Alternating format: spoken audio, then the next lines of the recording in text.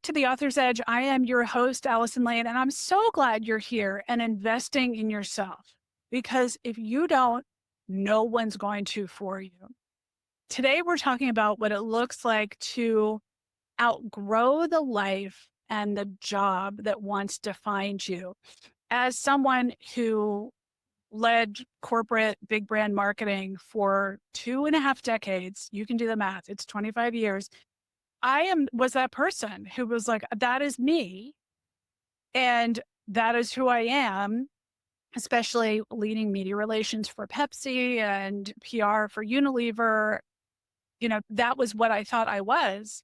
And then you get this feeling and you can't quite name it that you're like, what if I climbed this mountain and you realize that's not the view I want?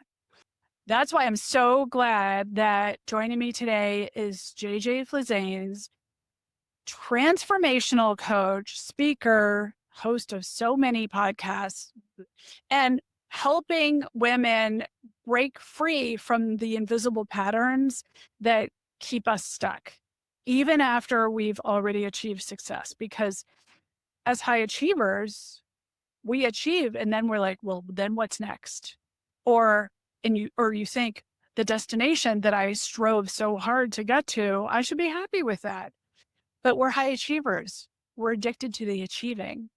So if that's you, I want you to know, even before we get started, that JJ and I are going to be hosting a mastermind that goes deeper into why so many brilliant women stay invisible, even after we've climbed that mountain. So that's coming up on Friday, April 10th.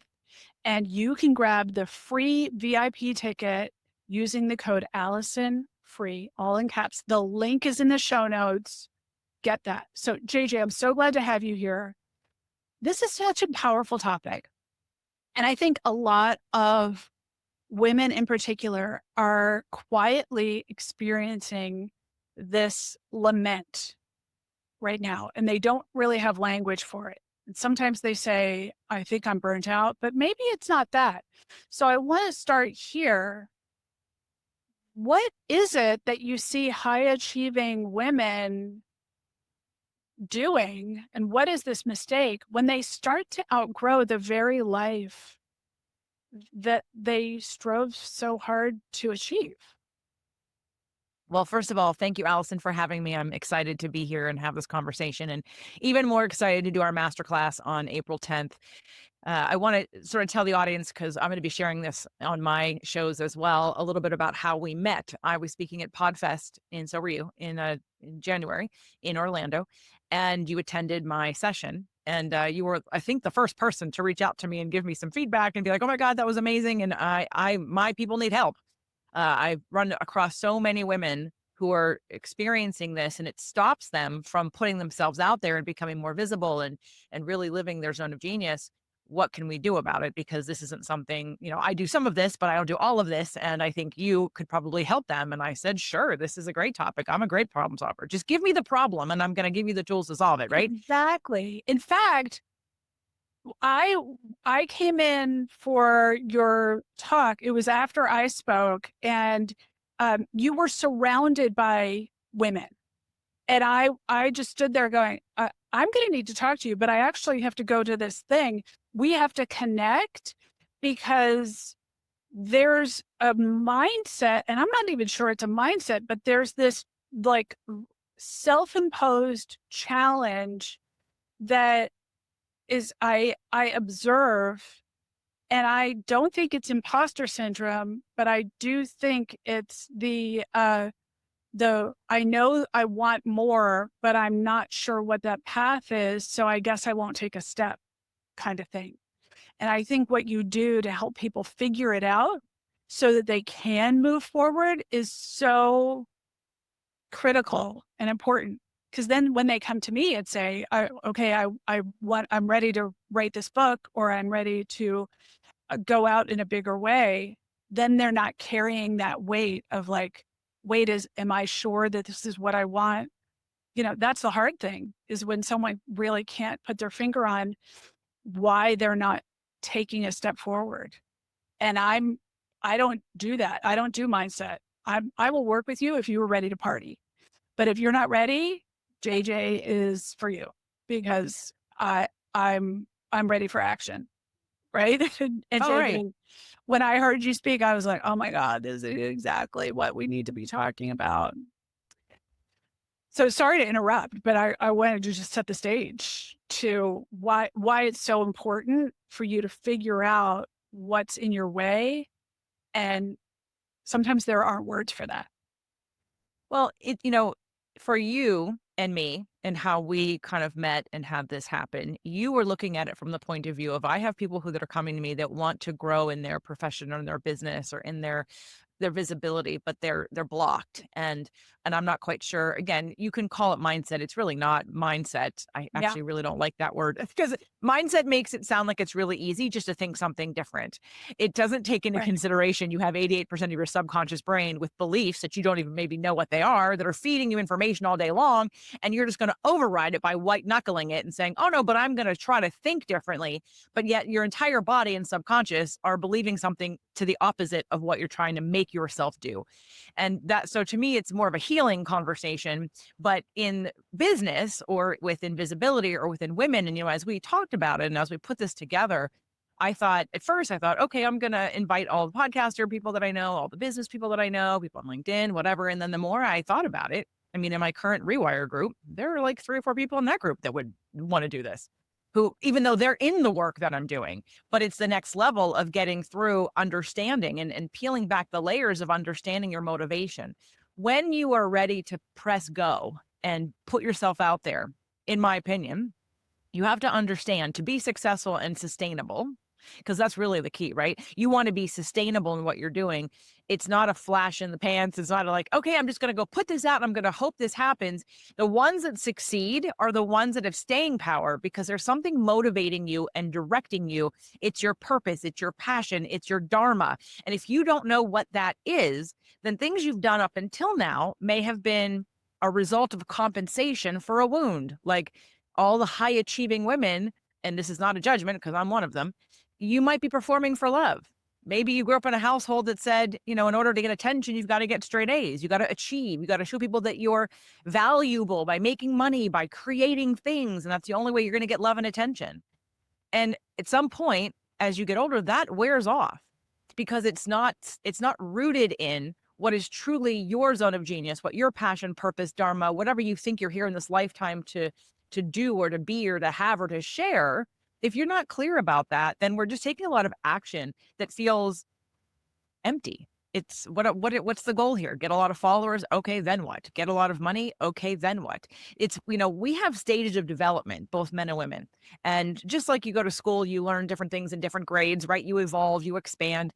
And as we get older, especially as women, we come into the queen stage, which is kind of where you and I are right now. We're at the That's beginning of right. that queen stage, but there's sort of a late princess stage, right? And that late princess stage is really where people start to question, what have I been doing this whole time? Right. It's why this is a funny analogy, but when I was younger, I would notice that certain gay men would come out in their like 60s, in their 60s. And it was because in their king stage, they decided, I've been living my entire life for someone else. It's time for me to live my life for me. Because now I'm aware of my potential death and I can see here's how much time I have left and I'm not going to F around anymore. I'm going to do what I want to do. It's Mhm. almost like we are so programmed to do for others instead of ourselves, where whether to get their attention, to get their respect, to get their love, or to nurture or care for others at our expense. And we do it for so long until we get to our queen stage, which says, no, I'm done. I'm done. I am done doing it for others. This is now about me and it's my turn. It's my turn to do what I want to do, when I want to do it, and how I want to do it. And that shifts everything for everyone. So I think what happens is in these stages of development, we start asking different questions. We see that what we've done in the past might be temporarily successful monetarily, but maybe not emotionally. Maybe we're like, Yeah. okay, cool. And it's an empty feeling. It's not like I'm building something that I am so proud of that feeds me for the rest of my life, because also we shift and we grow. as women, especially those of us that are asking the curiosity questions of like my emotions and healing and relationships, and we want to get better, we want to have joy and happiness and peace and all the things. When you're asking those questions, again, you start to uncover deeper truths. You start to uncover like the root of things and what's really important in life. And you start to have people dying around you because of old age and again, you kind of focus differently. You focus on this. What have I been doing? I assume I have all this time. I assume many, many things. And then all of a sudden I realize that every decision I've ever made has been because someone else has either told me to do it or because I've rebelled against someone else and tell me I couldn't do it or and to get someone's love or attention. So Well, let's back up and unpack a couple things, because let's talk about what this moment looks like in real life. Like, how does a woman know that she's currently outgrowing her current life or career and maybe hasn't admitted it yet, hasn't realized it yet, but she feels like I refer to it as a lament or like a melancholy, because we get addicted to the overachieving, right? And also we're taught to look for permission for the next thing from someone else. From mhm, the time you're in kindergarten, you can't go to first grade unless someone gives you the thumbs up and invites you, and then has a celebration for graduating from kindergarten. And now they celebrate every year. Like it's every year is like graduation from second grade and then third grade. And then you get to go to college. And then, it- and every class you pass, then you get to go to the next step. And suddenly you're an adult and you realize, oh, there's not a set pass, but at least you're advancing in your career, or maybe you measure that in dollars and cents, right? And then as a high achieving person, you achieve it. You go all the way to the top. And then what? mhm. And then what's supposed to happen? And that's when people usually come to me. I had a client say to me recently, I have accomplished everything I can accomplish. I have collected all the accolades.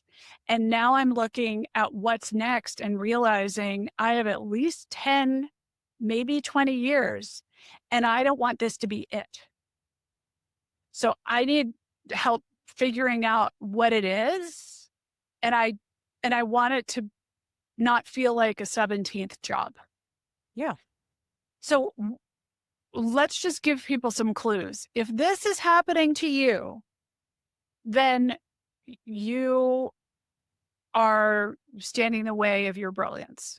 Okay, JJ, lay it out for us. Yeah. You What are the asked what are symptoms? some of the, you asked what are some of the indicators, right? Yeah. Anxiety. Okay. Okay. And let's look at addiction for a second because most people think they don't have an addiction. I mean, you mentioned, so workaholism is an addiction. Yeah. Overachieving is an addiction, right? There are heart addictions, which we all or know it's drugs and tobacco and right. So heart, alcohol, those would be heart addictions. But most of us have soft addictions. We all have addictions. So just put that aside. You have an addiction, so know what it is. The soft addiction I think most people have, especially high achieving women, is control. We have control issues. But it could be addicted to the way that you look, addicted to your story, addicted to, uh, you know, getting the next prize, right? Like being in your masculine and like getting that next target. Like you're collecting degrees, you're collecting certifications, you're collecting accolades and prizes and things like that. So that can be another for what? For what? So I had a client years ago who listened to my show. She's still kind of part of my community, but we had I was in my certification process where I was running one of my certifications and she was a beta tester. She came in to do some coaching work with the group.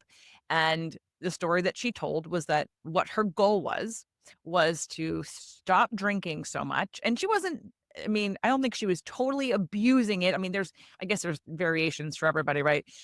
She did want to come home every night and drink, several glasses of wine. She wanted to lose weight because she was overeating or making bad choices.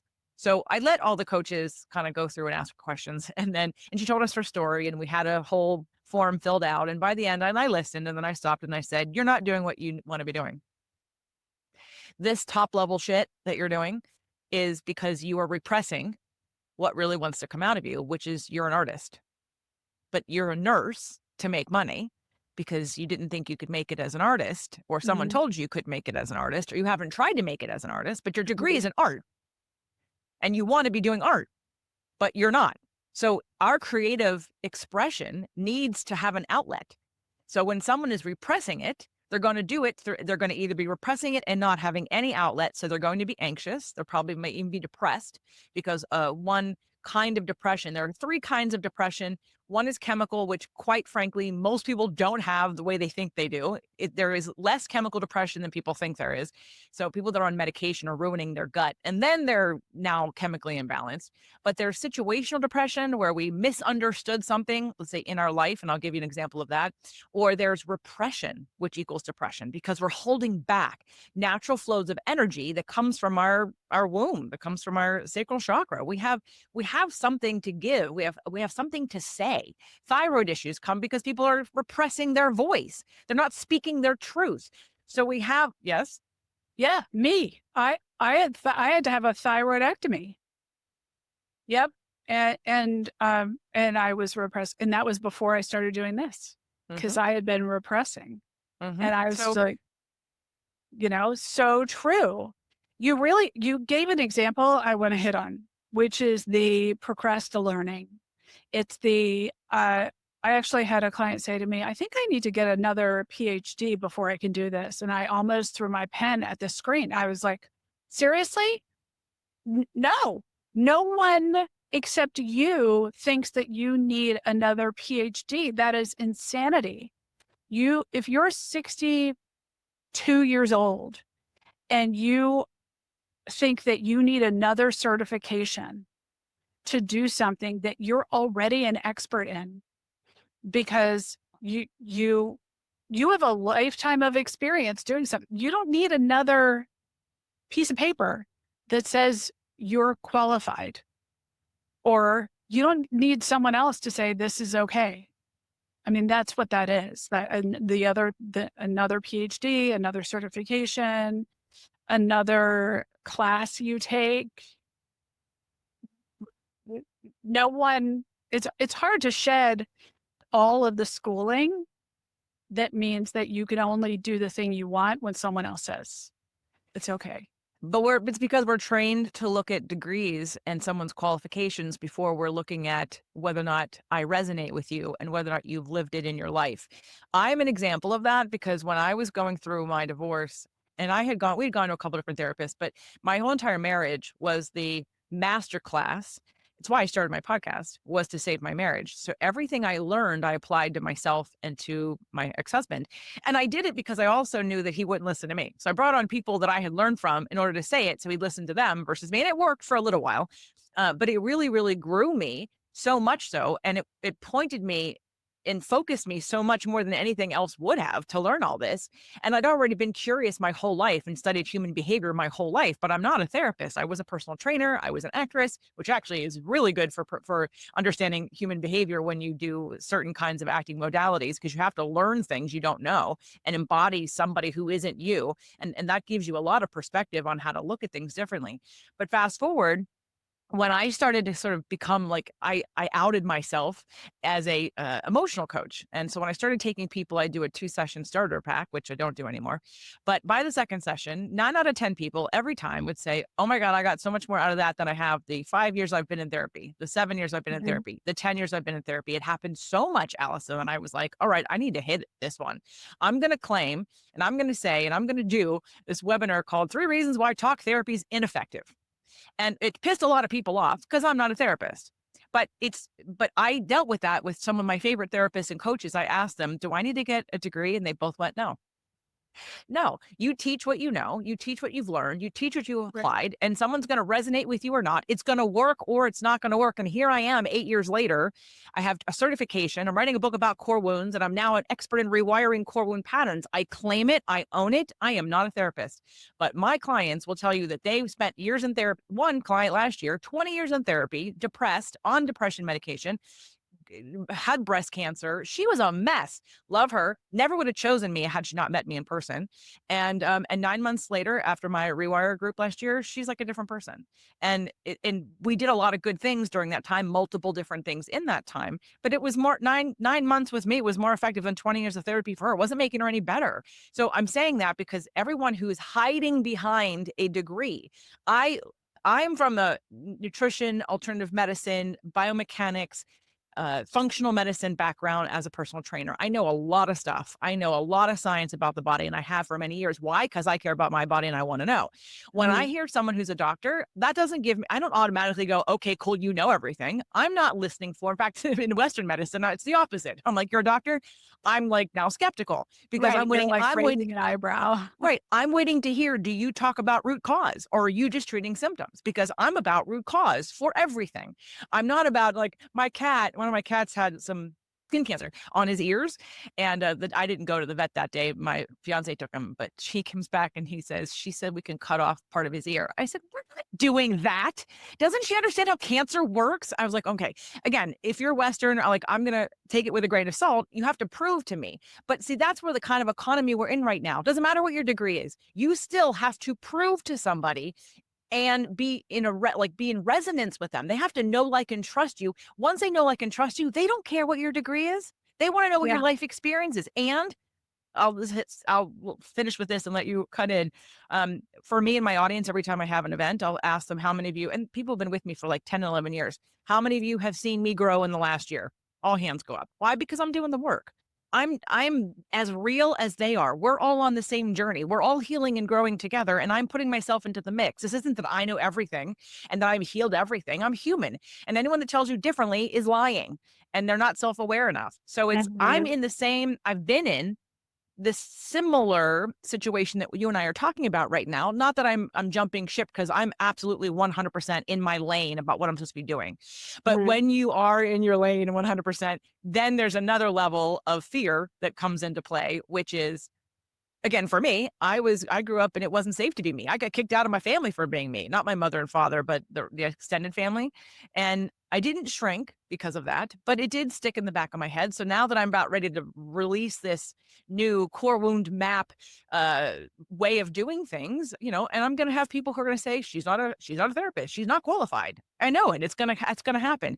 So of course it makes me afraid. I'm afraid to do that. Even, I'm going to do it anyway because there are Right. more people that need it. And the people that want to be naysayers, then don't read the book. Then don't do the work. I don't care. But for those of you that therapy has failed, here's something that's been working for my clients for the last 8 years. Yeah. So, so I address kind of both of those things. There's are you in the current position you're in because it's your dharma, your zone of genius, your passion and your purpose? Or you doing, or where you are because you're performing for love and thinking you were stacking up points so other people would love and respect you, even though if you still think you need a degree, you're trying to convince somebody you know something that once they get past who you are, they don't care what your degree is. Really. They have to know, like, and trust you. And once they do that, it doesn't matter what your degree is. And then of course, when you are in your lane and you're living your zone of genius and your dharma, you have to be asked to grow in different ways. Your business and your book and your platform, you have to grow as a person to be able to expand and be in that bigger light, more abundance, more right energy coming in and out of your life. Exactly. Exactly. Because there's so much there, aside from the fact that there's so much going on internally for people who feel like they've outgrown because things from the outside that look successful, right? And because of that, we stay in that space for longer than we really want to, even when we know something's not right, because there's something going on internally. And then I want to pause for a second too, because if you're listening and thinking, wait, that's me, you're not alone. JJ's been there. I've been there. But that's also why we decided to create this masterclass because you're freaking brilliant. And if you're feeling this disconnect quietly and thinking you can't talk about it because you don't want to reveal to others that you feel disconnected, I've been there. JJ's been there. I think we've all been there where everything looks like candy and roses from the outside, but something just doesn't feel aligned anymore. And you feel like, I thought this was going to be like, feel like I had won the lottery, but I got here and I'm like, huh, it's not exactly. So if this conversation is resonating with you, we're going to go a lot deeper into this during the masterclass, especially around why this happens and what actually to do about it. And we'll link in the show notes and you can use the special code to grab your free VIP ticket. Now, JJ, what actually becomes possible when we stop ignoring that feeling and start listening to the call, the the call to be pulled to the next thing? So to add back to the first question about, because it links to like what are some of the indicators? And I said anxiety. Well, there's also, and I said thyroid issues, but it's also cancers. It's also stomach problems and digestive problems. It's also doing an addiction, being in a like feeling like you can't sleep. And because you're in denial, you're in denial about something that wants to emerge through you that doesn't have a pathway, it doesn't have an outlet. And we need to give it an outlet. So what happens when you allow the outlet, what happens when you trust that and give it space is that you feel lighter. You start to heal. The body and the nervous system start to calm down. You get excited and inspired. You're in alignment so then the universe can help you by, having you meet this person over here, have this opportunity open up over here. So when you get out of your own way and we stop with the fear and the trepidation and the catastrophizing and the second guessing, and we step into a place of trust and belief in ourselves and at least a willingness to be vulnerable and go through the process. Because, no, the caterpillar to the butterfly analogy, it's still, hard for the caterpillar. It's gross. It's gooey. It's not fun, but then I they was about emerge to on say the gooey. It is gooey. Gross. it's gooey and it's gross, right? It isn't a smooth process, right? And for those of you that are mothers, like having a child's not an easy process. It's gooey, it's gross, it's 9 months, it's your whole body, contorts. And, so anything, I don't say anything worth having means you have to, it's not about struggle, it's about growth. It's about expanding and it's about unlearning, quite honestly, unlearning some of the things and identifying some of the reasons why you're here in the first place. And again, for me, that would be your core wounds. We're not going to do that necessarily in the masterclass, but I'm just going to let you know that your core wounds are beliefs that you have that you probably don't even know are there because they were literally put into your subconscious before you were 7 and you didn't have a consciousness. You just were a little person trying to survive in the world, how to get love and attention and how to be safe. And so you made a lot of assumptions and interpretations and became beliefs. And those beliefs run your entire life. So while that is something that is a deeper dive, there are things to do before that that can help you understand what your zone of genius, your dharma, your passion, your purpose is. There are clues all over your life, and it's not hard to find. Like in that client, I said when she became a beta tester, I was listening, I watched it. It was very clear. It was very clear for me that even though we were dealing with about the food and the alcohol and how to do this, and I thought, nope, this is all about repression. She's a Scorpio, so like okay she's definitely repressing and it's coming out through numbing because really her passion, her energy wants to flow in an area she is not giving herself permission to do. And the answer wasn't quit your job. The answer was start doing art. And so she did. And she was selling it and it's now part of her passion and she's been able to heal through that. So, it seems scary for us because we don't want to be as women. We have this idea that we're supposed to always be liked and that everyone's supposed to always say nice things to us. And we haven't built enough resilience and inner confidence, like real inner confidence, so that you can allow someone else to have an opinion and it not affect you. Because if you were to say to me, JJ, you seem kind of like, like passionless, like you're like lazy and, like really, right? Like if you said that to me, I would laugh because I Right. know that's not true. The Yeah. only reason why I ever get triggered or anyone ever gets triggered is because the other person is saying something that you secretly agree with. So we have to heal that in order for you to be able to listen or go, okay, cool. That isn't really about you. You're a mirror for me right now. So we Mhm. hide because we don't want to get triggered. We don't want to have people criticize us. So we stay small so that we can stay safe, but it doesn't actually keep us safe. It keeps us repressed and it keeps us depressed. So true. And if I had a nickel for every time I hear, I don't want people to think that, that's the quote, is when I'm like, okay, we're going to zhuzh your marketing. We're going to nail your positioning because we want people to have access to your genius. But that means you have to step out of the shadows. You can't be the stage manager and be on stage. You, you can't be toiling and also be the one, owning the spotlight. So, but the number one thing I hear is, I don't want people to think that it doesn't matter, fill in the blank. I don't want people to think I'm so proud. I don't want people to think that I'm doing something different. I don't want people to question, like, I don't want people to think is no one's thinking about you. But that is fear that has been, layered on top and shellacked until you think that someone else gets to decide things for you. And it's just fear.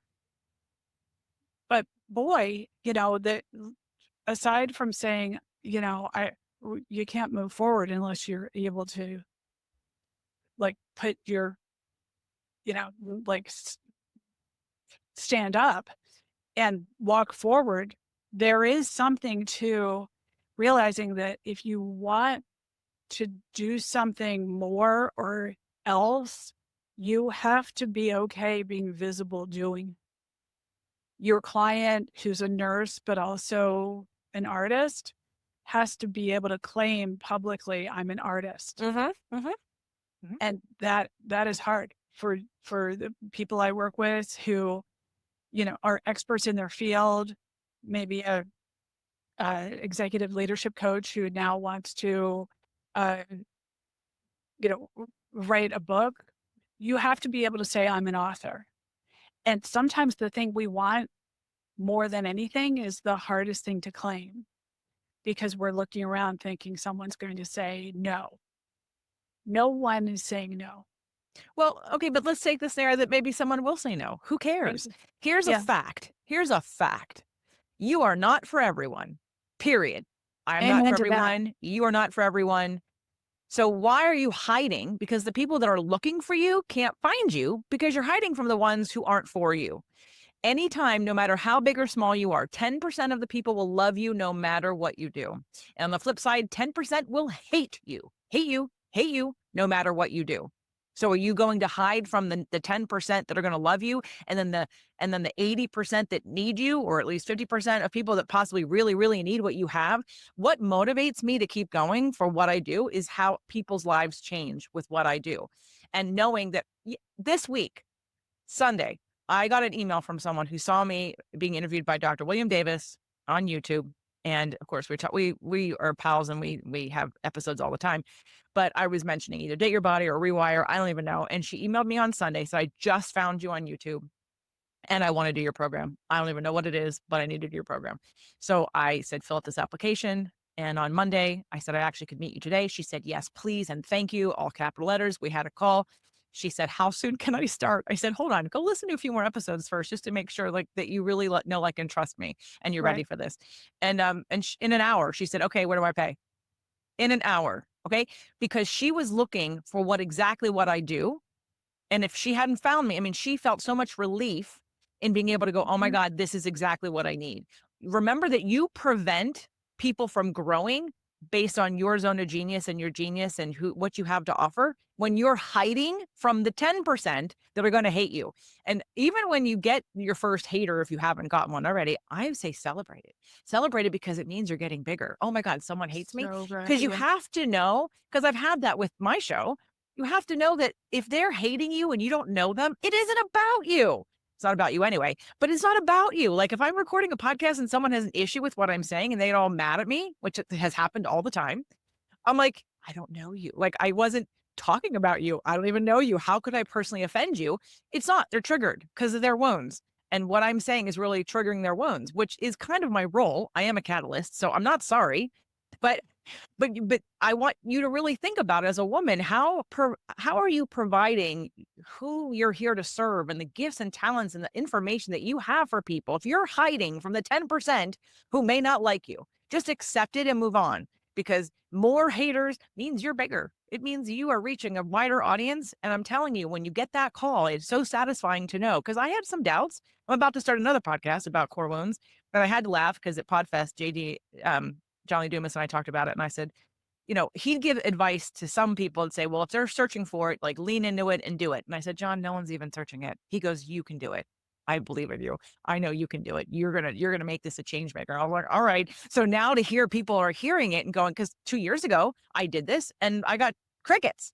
But now 2 years later, people are like, "Oh, no, no, I think I need that." Yeah. So, but I'm not committed to my offering, I'm committed to the change. I'm committed to what happens when people feel free, when they truly love themselves, when they are their own advocates, when they can stand up and love who they are, no matter what anyone else around you is saying. And ultimately, Mhm. that's the work. That is absolutely the work. And it's okay to say, I'm going to do this, but then I'm going to change. So, for example, when I left corporate, my big, comfy corporate office, which was nice actually, but, it wasn't fulfilling anymore because I had reached the top of that mountain. And I started a Facebook community. It got really popular really fast. And then 2 years later, I was like, this is sucking the life out of me. It was so much administration and hosting and, hosting events. And then the people who were there, some of them became clients and some of them came for free stuff all the time. And that was okay. But it was still finite because you had to join the Facebook group. So I, I read the book 10X is easier than 2X. Genius. And the next day, I archived the Facebook group because I was like, this is keeping me. And I started this podcast or my podcast, The Author's Edge, because I knew I could reach more people because I had outgrown my cocoon, to use the butterfly metaphor that you so generously threw out there, because it was time to go bigger. And did I do it right away? No. I had been thinking about this podcast for 2 years. And I thought about all of the obstacles that I could think of to keep me, because I'm afraid of technology and I deleted my website twice by accident. True story. And, and like technology makes my brain shut down. And I had a client who finally said, Allison, if I can do it, you can do it. Open a screen and let's just start it. And it was a Tuesday. And by Thursday, I had episodes recorded and up. And sometimes it does take someone who you trust to say, we're going to walk through this door together. And JJ, that is what you do. That is what I do. And I know this because my clients then say, I'm so happy. I can't believe it took me this long to find you. But I'm so glad I'm here now. You make everything easy. And I think, well, I don't want to do it if it's not easy. If it's Right. hard, God, nobody wants to do something that's hard. So we have to make this easy. We have to make it so that people can get unstuck and that women can then get themselves unstuck and move through it. I'm so excited. We're doing this masterclass on April 10th and that people can find you and find me and know that we're here for them. I just want to mention one thing about the easy aspect. Yes, people want it to be easy. And there is, when you're in alignment, things are easy. And as a former personal trainer, the reason why, and it took me way too long to let go of that because I was really good at it and I had clients for like 10 years and, and all the things that go along with that. But the reason why, most of us understand that if you want to train for a triathlon or a marathon or whatever, you have to like do a training regimen. You have to get stronger. Right. So, but you may not look at that as hard. It might be hard physically, but you buy into it being hard because you understand what's on the other side of it. You get stronger, which means it gets easier to do these activities. Well, the same thing has to apply for our emotions. When we're in an emotional healing state or growing into the next level of who we are, the concept is easy. You understand it. Just think of like, so now I'm like personal training people emotionally, like, because in my rewire, it isn't easy, but it isn't. But when you understand the small stretches that then pay, like you said, 10x versus 2x, all of a sudden your nervous system changes. All of a sudden the fears that you've been holding on for 10 years disappear because you Mhm. did this one thing that was so stupid that made you cry and made you freak out. And then you did it and your brain went, I'm not going to die. Oh, okay. That was easy. And now that's no longer a barrier. So I just Right. want to, so in that, So there's a yeah, like, growth, to be there's a clear, growth I'm needed. not saying that I have an easy button and what you want to achieve. I have clients who New York Times bestseller, USA Today bestseller, this book back here, Duct Tape and White Lies, USA Today, LA Times bestseller inside of 1 week, with a woman with no platform. This book is like flying. And what was hard for her was, what do I need to do? I don't know anything about publishing. What do I like? Just tell me which way to go. If you want to run a marathon, you don't start training the day before. That would be too hard. You do it in little bits. And you make sure that you don't take a left when you need to go straight. That's the hard part, is knowing that you spent all that time on a detour or doing some special detox when maybe JJ would tell you, you know, that's a waste of time. You don't need to do that. What we need to do is be consistent and have a focus and know that we have a plan and we're not going to deviate from that plan. That's the easy part. When the path becomes clearer, that Yes. becomes easy. Yes. Hard is trying to rush and eat the whole elephant in one sitting. Nobody can do that. That Or not sucks. having a plan. That's what most people Right, do. They not don't have a having a plan. plan. They don't even know what Exactly. they're treating. I have a course called the Roadmap to Emotional Healing. I put that together because everyone's trying to do the same thing and they'd go in not knowing. It's like with exercise. All people go in, they used to do Pilates and yoga and wonder why they're not losing 100 pounds. I'm like, because those two things are not designed to either build metabolism or burn calories. So you're doing the wrong exercise. Yes, they're good exercises for joints, for stability, for core strength, blah, blah, blah. They're a good addition to a program. But if that's all, if you're doing hatha yoga 3 times a week and wondering why you're not 5 sizes less, it's because you're choosing the wrong exercise.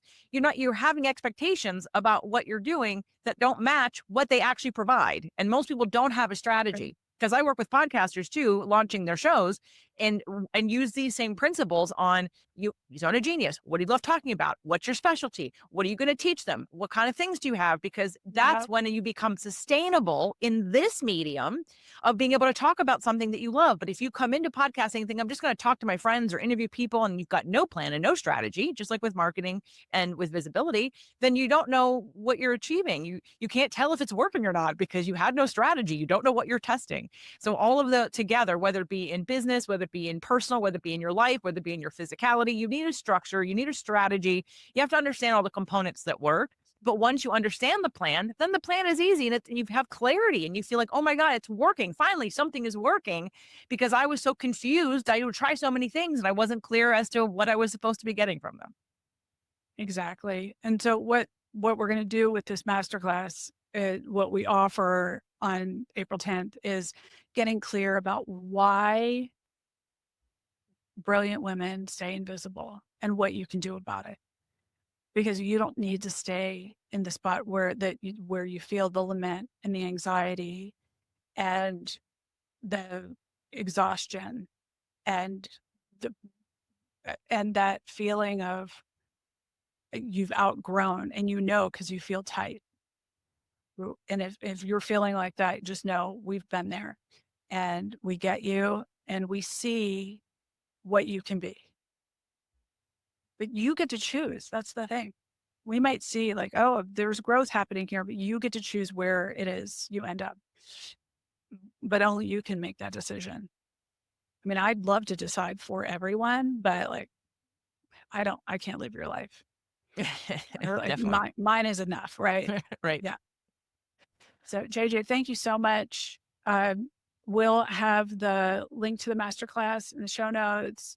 But just so we have it, it's at jjflizanes.com. And then there's a Forward slash URL. brilliant women. Yeah, forward slash, not Br- splash. Oh my God. jjflizanes.com /brilliant women. And then, yep, use the code. It's in the free code is in the show notes. And this is good. I'm glad we're doing this. Me People don't too. talk about this enough, about all of us overachievers out there toiling. Not necessary. No, and it because it in the world that you and I are talking about in terms of like business women, which for my show, as you guys know, this applies to all aspects of your life. So maybe you are in a career, that's why I said a couple people in my group right now, one person in particular who loved her job last year, this week was like, I want to quit my job. I don't think I should Mhm. be doing this. I was like, okay.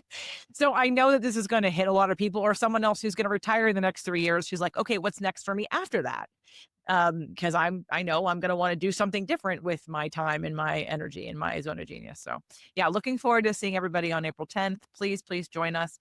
For those of you that are listening who are in my world, Allison, why don't you tell them a little bit about, just what you help people do? I know you've mentioned it throughout today's podcast. We're talking to mostly your audience, but let my people know what you do and what you help people with.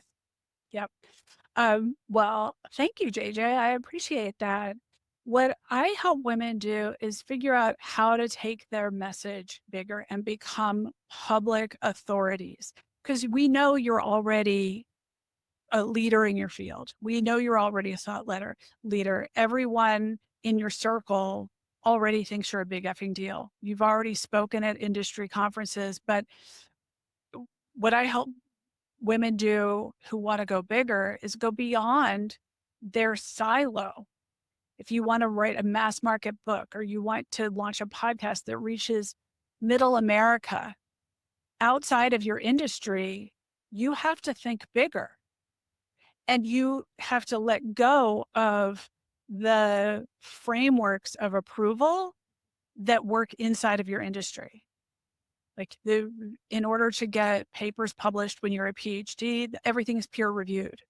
But you want to go mass market, nothing's peer reviewed. You don't need to cite all of your sources for you to have an opinion and start sharing it, to start writing it, to get a book deal. You need to just show that you're an authority. And that takes a marketing plan about you. And as someone who led PR and marketing for Burt's Bees and The Body Shop and Unilever and Pepsi, I can tell you that the challenge isn't talent. You have talent in spades. It's that you don't have a strategy to go bigger. And that's what I do. And you can see Beautiful. behind me, bestseller, ADHD for Smartass Women, bestseller, Duct Tape and White Lies, bestseller, I don't know if you could see it, but The Widow's Guide to Dead Bastards, debuts, all of them. Nice. These first books. So this is possible. Yeah. Awesome. Well, join us on April 10th, everybody. jjflizanes.com/brilliant women, and you can get the code in the show notes. And thanks, Allison.